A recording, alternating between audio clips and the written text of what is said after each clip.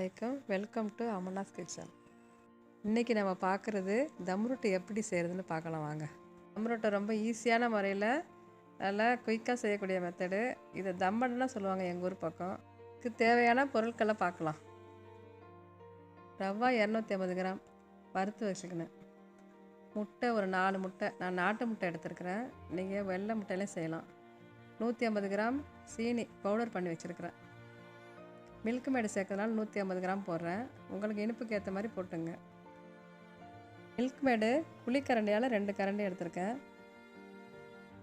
கரூர் நெய் 100 கிராம் எடுத்திருக்கேன். ஜிஆர்பி ஒரு 50 கிராம் எடுத்திருக்கேன்.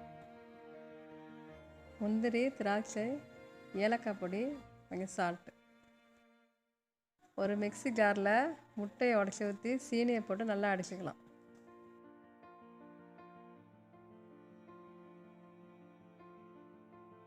முட்டையை அடித்ததுக்கப்புறம் அதில் மில்க் மேடு சேர்த்து அதையே மிக்ஸ் பண்ணி அடிச்சுக்கலாம்.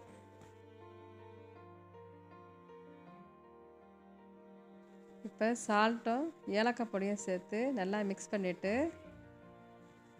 அப்புறமா நெய் சேர்க்கலாம்.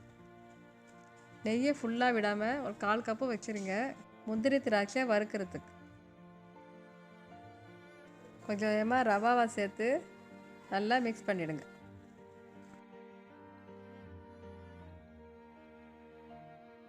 கிராம் வச்சுருக்கோமா ஜிஆர்பி நெய் அதையும் சேர்த்து நல்லா மிக்ஸ் பண்ணிவிடுங்க. மாவை நல்லா மிக்ஸ் பண்ணி கொஞ்ச நேரம் ஒரு 10 நிமிஷம் மூடி வச்சுருங்க. அதுக்கப்புறம் சட்டியில் ஊற்றி கிண்டலாம். ஒரு கடாயில் அந்த நெய்யை வச்சுருந்தோம்னா அதை ஊற்றி இந்த முந்திரியை வறுத்து எடுத்துக்கலாம். அப்புறம் திராட்சையும் பொன்னரமாக வறுத்து எடுத்துக்கலாம்.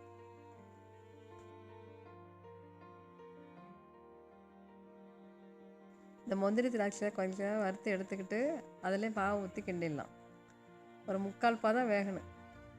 அடுப்பை லேசாக வச்சு கிண்டி விடலாம்.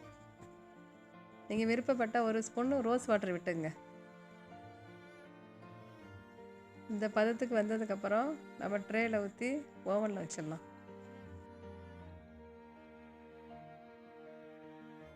ட்ரேயில் ஊற்றி சமப்படுத்தி இந்த முந்திரி திராட்சைலாம் கார்னிஷ் பண்ணிக்கலாம். 150 டிகிரி ப்ரீஹீட் பண்ணிவிட்டு ஓவனில் வச்சிடலாம். 30 மினிட்ஸ் வச்சா போதும், அதுக்கெல்லாம் வெந்துடும். நம்ம தம்மடை நல்லா வந்திருக்கு. இந்த மாதிரி கோல்டன் கலர் வந்ததுக்கப்புறம் எடுத்து கட் பண்ணிக்கலாம்.